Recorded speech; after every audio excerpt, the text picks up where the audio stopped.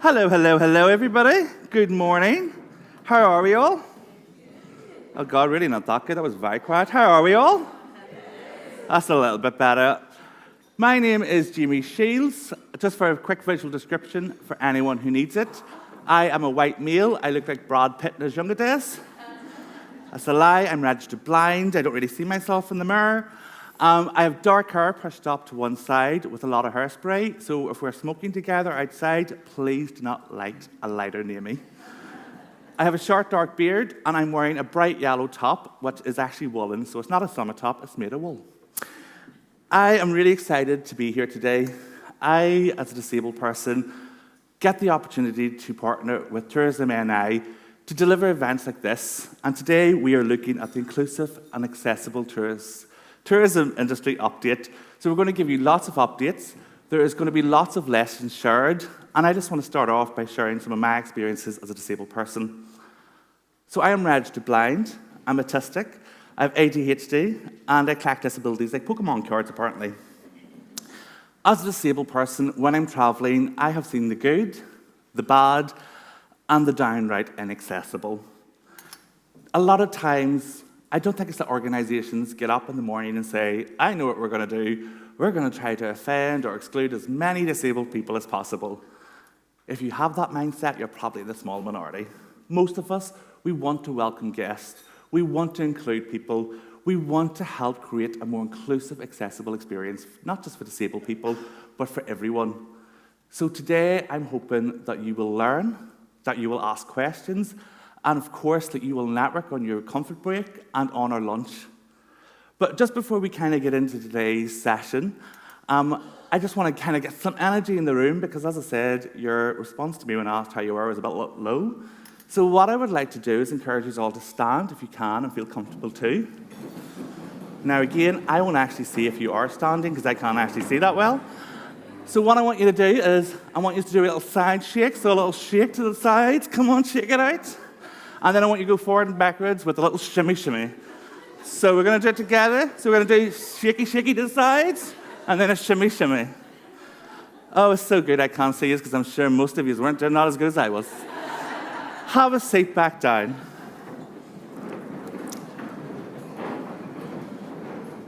So you're probably wondering, who am I? Because I'm not just a disabled person. I am a disabled speaker, trainer, and consultant.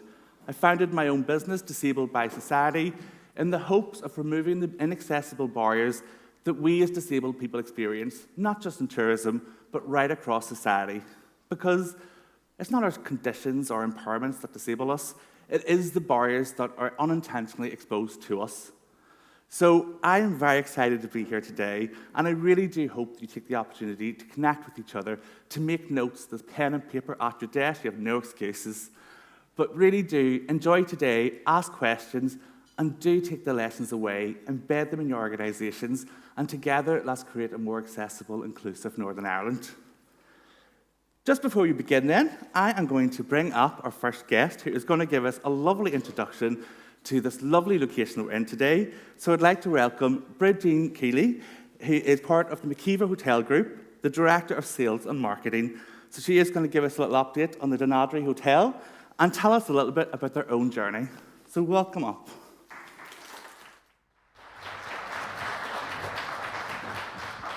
Thank you, everybody, and welcome to Dunadry Hotel and Gardens. Just again, for anybody who needs a visual representation, I am a white female. I have a short brown-haired bob, which is quite new to me, so I'm still working with that.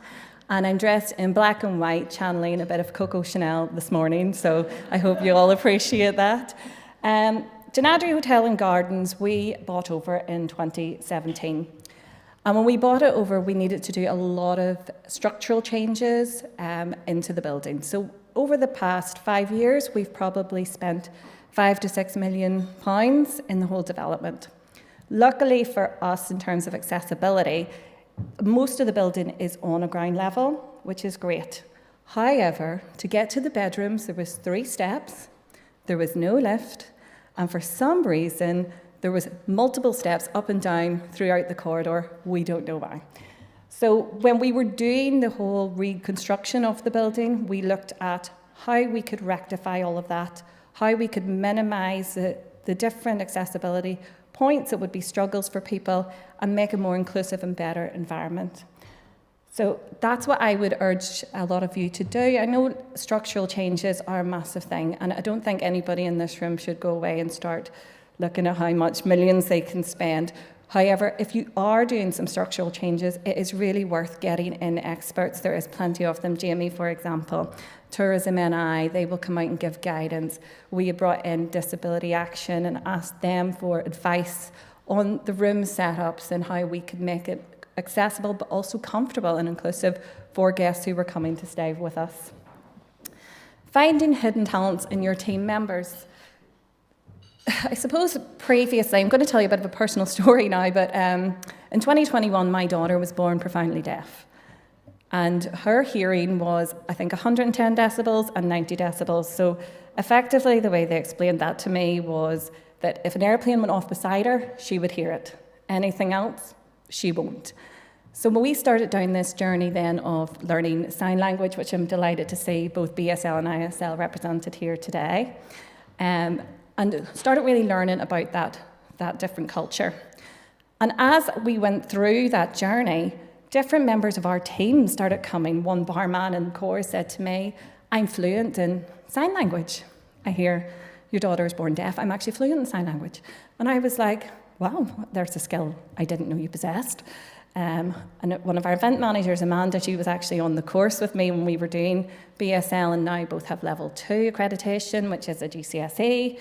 And a couple of the waitresses were like, something I wanted to learn, and then they started going through their sign language qualifications as well. On the back of that then, what that meant was I met somebody in the deaf community who wanted to hold a quiz. They came out, I was able to communicate with them through sign.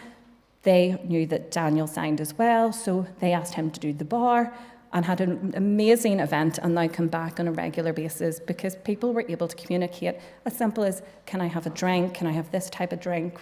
You know, using the language that they wanted to use. So I would encourage everybody to speak to your teams because they might be hiding hidden talents that you don't know that can help you on your journey. Staff training, I think, if there's one thing we can all do is train our people. And I think a lot of the time people feel uncomfortable because they don't know whether they can speak to somebody, they don't know what to say, you know. But really hospitality and inclusivity for me is a lot about a really kind, welcoming voice can prove inclusive. You know, having a smile, the body language, we all know 95% of communication is body language anyway, but having that body language that is welcoming and open, and that comes with training and confidence. So that's definitely something I think everybody can look at that won't cost an awful lot of money, but would make a massive difference to people who are coming through your venues and activities. We have a zero tolerance. I think most of us do. It really annoys me personally when I hear comments like, you know, oh, are you deaf? You know, if somebody has misheard you, or, you know, are you blind if you can't see something? And I think this is ingrained a bit in society. I'm going on a bit of a soapbox now, but I think it is ingrained a bit in society. And I think we need to sort of challenge ourselves to go, that's not correct. We can't change society, but we can change the experiences that we are delivering in hospitality. And making sure your events are accessible. Sometimes this is encouraging organisers to think. Sometimes it's asking for feedback. An example I can give here is that we had a wedding coming in, and one of the guests contacted us and asked for a running order for the day. They were deaf. They were like, can I have a running order so that I know what's happening and where I need to be? Because in his world, he said people would get up, so he would get up, and everybody would go to a room, so he would go to a room, but have no idea what was about to happen. So it was creating that, and now that's a standard that we would offer and have in our hotels, and it's very, very simple. You used to go, this is when we're having the drinks reception, and this is where. Just so that they don't have to go, right, I'm following a crowd here, and this could be anything from a drinks reception to the civil ceremony, I don't know. Admitting you don't know everything, I think sometimes we can let our pride get in the way. Like, are we great at everything? No, we're not. Am I open to feedback? Absolutely. And I think we have to look at that and reach out to people who can help, people who know, people who've the lived experience or the guidance. Tia and I now have a great toolkit, and there's plenty of people, and taking some time to really think about how people go through your facilities and your hotels and how we could improve it. So let's start.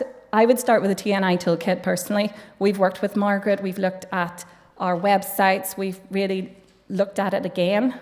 It will always change. Coors Corner, for example, when we built it, 2028, I think it was, like the wheelchair sizes have changed massively because they're electric wheelchairs now and they're bigger and they need more space. At the time, we were advised to put in a double bed and a single bed. There was no such thing as sipping links or Murphy beds at that point. And so that if somebody had a carer with them, that would suffice. Now, we've had guest feedback saying, do you know what? That takes up an awful lot of the room and I don't have enough room to move around. So we've changed that. You know, it's easy to take out a bed. Audit your physical space, your service, and your digital accessibility. Ask for feedback, and especially with those who have the lived experience, and implement what you can. Train your teams, make empathy a skill. I think that's so important. It's not just a task, it's not just something I have to do. It's making sure that people come, they have a great experience with us. And start small. Clear signage, captions, staff, language. For example, in the deaf community, I have been told a lot, like in hospitality, we love words. We love words. We are like, welcome to the hotel. It's great to have you with us. And can I have your name? And we'll get you checked in. In the deaf community, one, they are very good at reading lips. My 4-year-old can tell what I'm saying without her ears on, and she will answer me. So you can keep nothing secret.